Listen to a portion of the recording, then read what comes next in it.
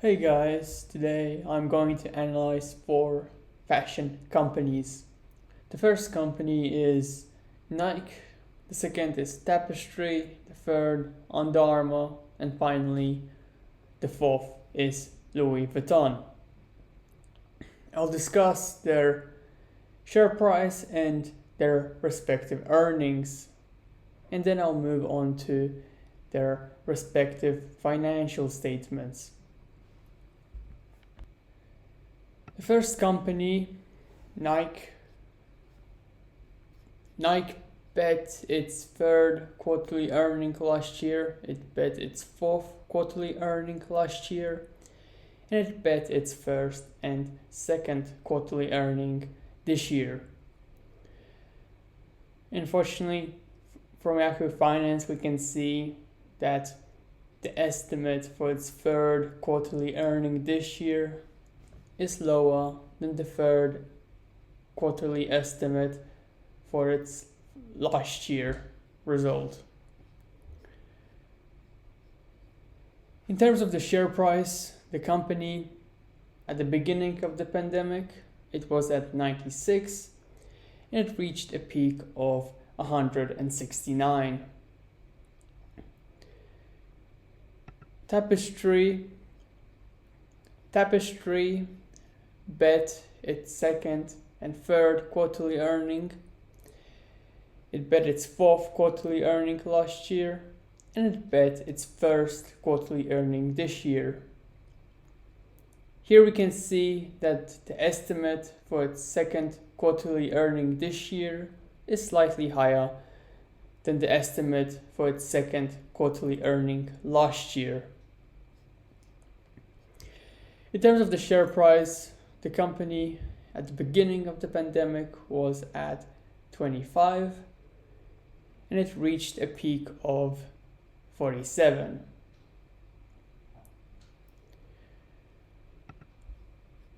Under Armour bet its second, third, and fourth quarterly earning last year. Unfortunately, it missed its first quarterly earning this year. And here we can see that the estimate for its second quarterly earning is lower than the estimate for its second quarterly earning last year. In terms of the share price, the company started off at the beginning of the pandemic. The company was at 20 and it reached a peak of 23.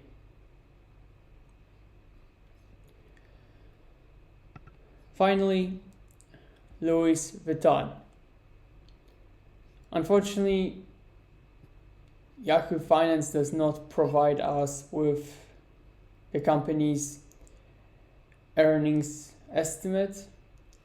However, we can see from their share price that the company began at the beginning of the pandemic was at 395 and it reached a peak of 722.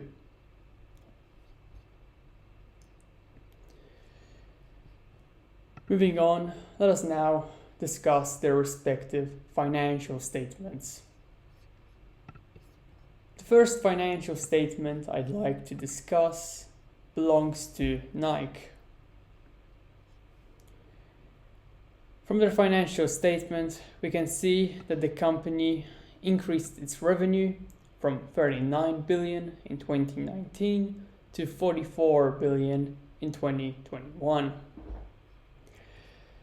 Subsequently, the company experienced a rise in income. Income rose from 4 billion in 2019 to 5 billion 727 million in 2021. The next thing I'd like to point out is the substantial increase in marketable securities. Nike increased its marketable securities from 197 million in 2019 to 3,587,000,000 in 2021. Now, it seems that from this increase, it seems that the company is preparing for a potential financial crisis.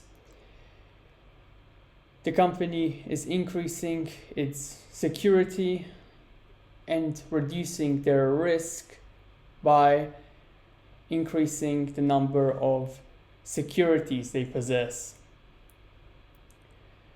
Now, it's good to see that the management is reducing risk for the company. However, this unfortunately does not increase the company's profitability.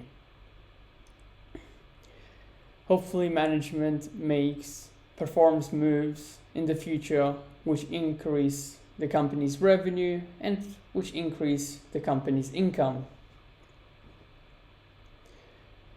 But it's good to see that management is taking care of the company's stability.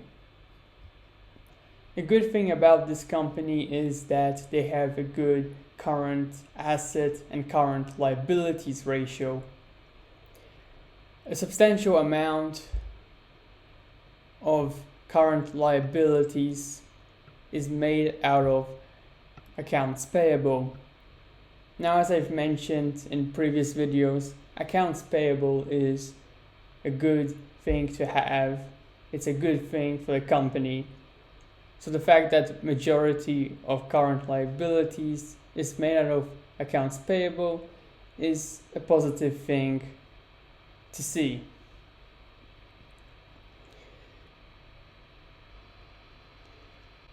That is all I have to say about Nike. Nike has a good balance sheet. It has a stable financial statement. It's nice to see that the company is improving their stability and is reducing their risk. The only thing I have a problem with is the small increase in revenue and income. Hopefully the company manages to increase its profitability in the future.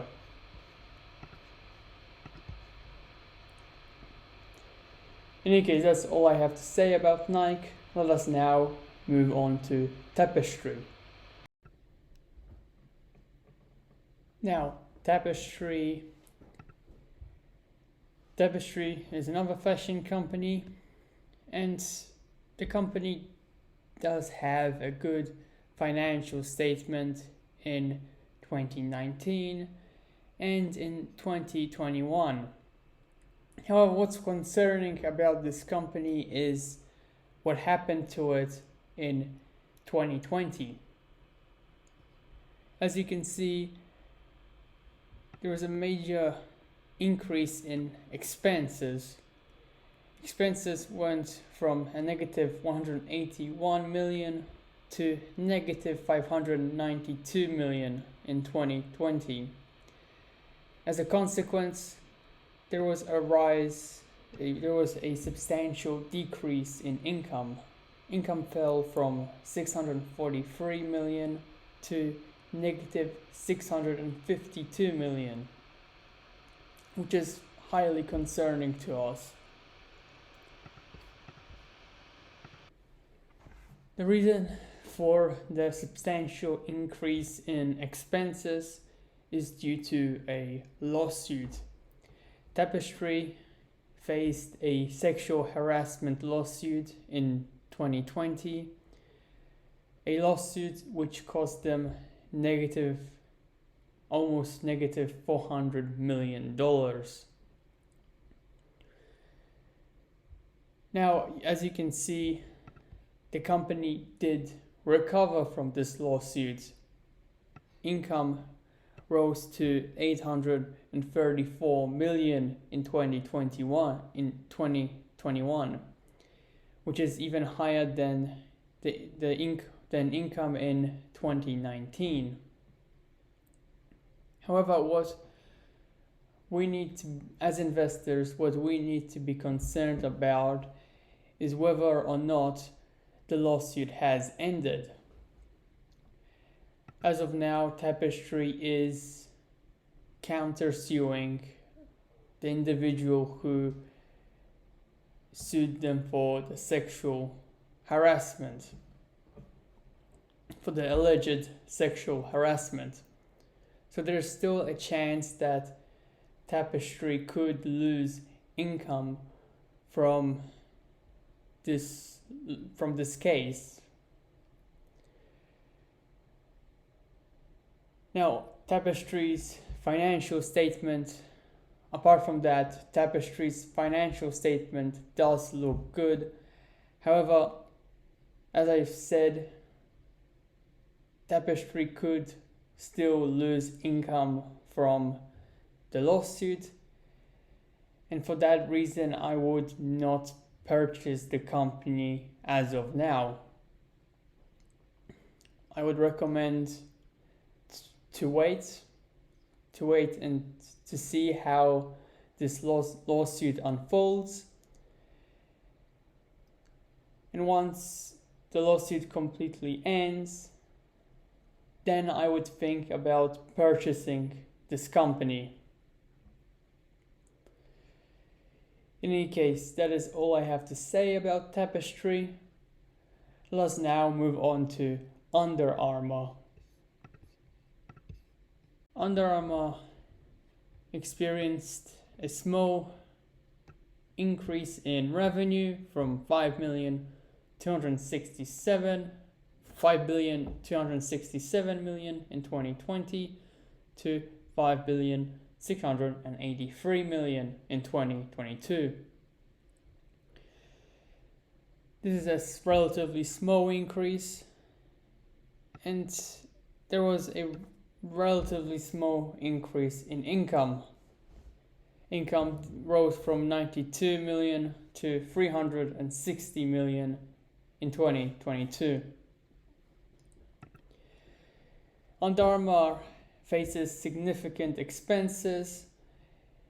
It needs to reduce its cost of goods sold, and it does need to reduce its general, administrative, and sales expenses. The next thing I'd like to point out is the company's total assets.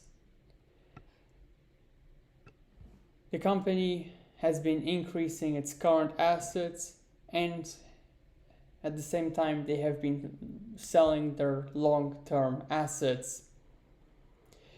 In 2020, long-term assets were at around 2 billion, and this fell to around 1 billion in 2022.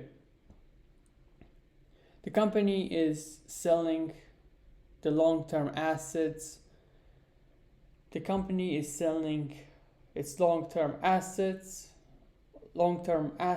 which no longer generate a profit for the company. And the company is storing the cash from these sales. It seems that they also used some of that cash in order to reduce long-term liabilities, which is a good thing to see.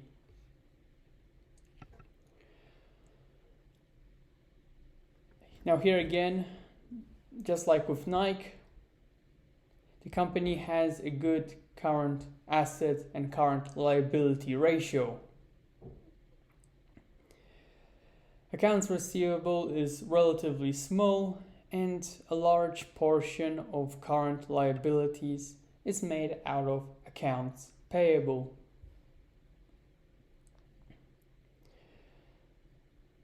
Now, a concern with this financial statement, is the increase in expenses.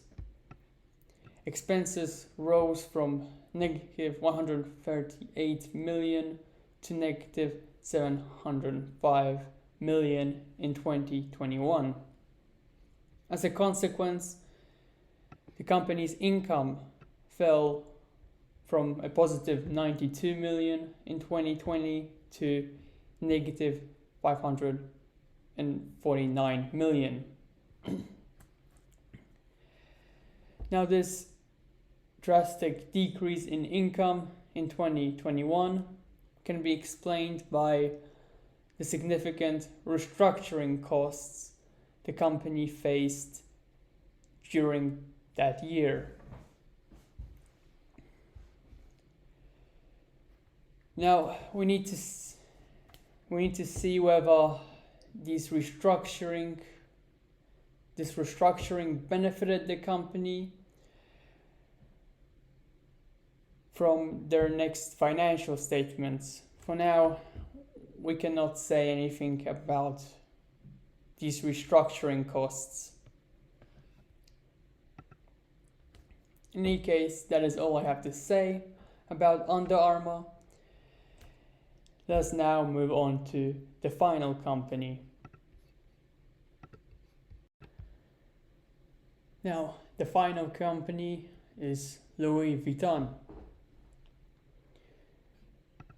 Now, before I get into their financial statement, please take note, this company is not on SEC.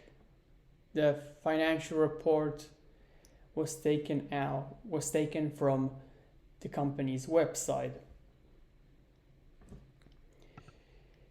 In any case, the company experienced a rise in revenue from 53,670 million in 2019 to 64,215 million in 2021. Subsequently, the company increased its income from 7,171 million to 12,036 million in 2021. These are substantial increases in revenue and in income, and it's very good news to us investors. Now, it seems that the company has sold its inventory. Inventory did fall from 13,717 million in 2019 to 3,787 million in 2021. And they have converted the inventory into accounts receivable.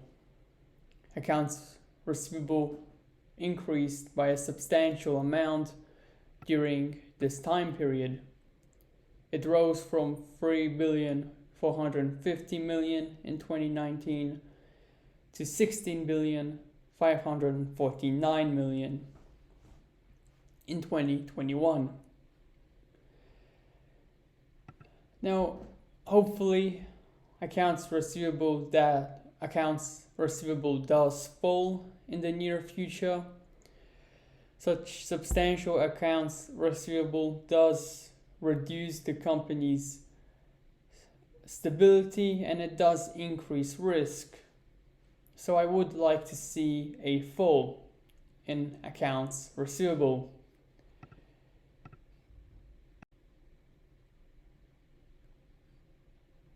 The next thing I'd like to point out is the substantial increase in investment activity and in financial activity. Investment activity rose from negative 5,869 million in 2019 to negative 15,979 million in 2021. Financial activity also rose significantly from negative 4,734 million to negative 15,156 million in 2021. Now, this substantial increase in financial activity can be explained by the company's acquisition. Louis Vuitton recently bought a substantial amount of shares and acquired a company called Tiffany. Now, Tiffany is a well-known American, if I'm not mistaken, American jewelry company. The company also acquired Selenique, an English company, and Bury, a French company. So as we can see, the company has made significant investment movements during this period. The company has also invested in other markets aside from fashion. The company does own an alcohol company called Hennessy. So we can see that the company is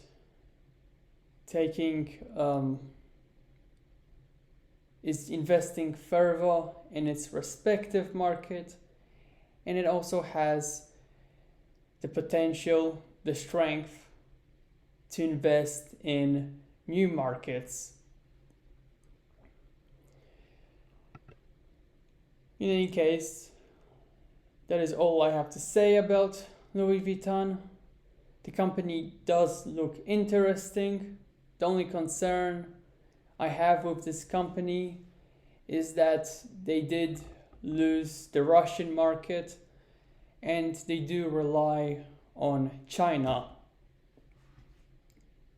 But aside from that, the company is interesting and their substantial investment activities indicate to me that the company has a lot of future potential. In any case, let us now rate all 4 of the companies. Finally, let us rate all 4 companies. Nike. I'm going to place Nike in the buy section. The company has a very good financial statement. They have a good current asset and current liability ratio. A significant portion of current liabilities is made out of accounts payable, and they do have a substantial amount of revenue and income. Tapestry. I would place Tapestry in the OK section. Their latest annual report does look good. However, I will place them in the careful section due to the current lawsuit. I am concerned about the lawsuit. As I've said before, the company could lose additional income due to the lawsuit, and I would advise you to wait until the lawsuit completely ends. But without the lawsuit, I would place Tapestry in the OK section.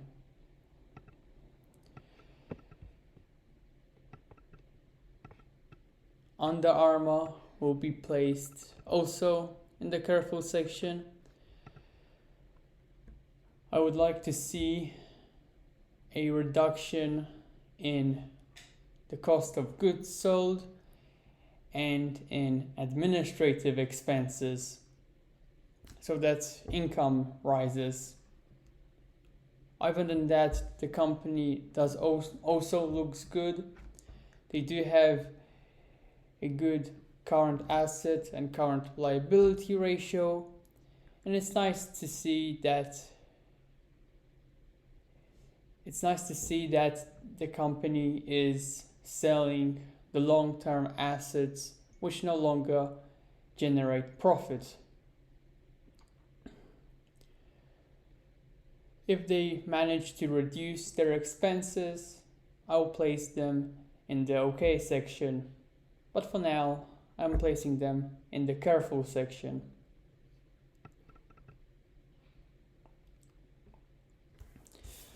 Moët Hennessy is going to be placed in the OK section.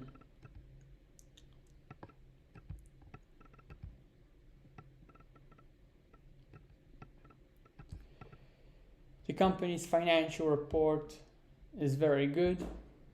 They have a lot of income, a lot of revenue, and it's clear that management wants to increase its profitability. This can be seen from their investment and financial activities. The only concern I have with it is the fact that the company lost the Russian market and it does rely heavily on China.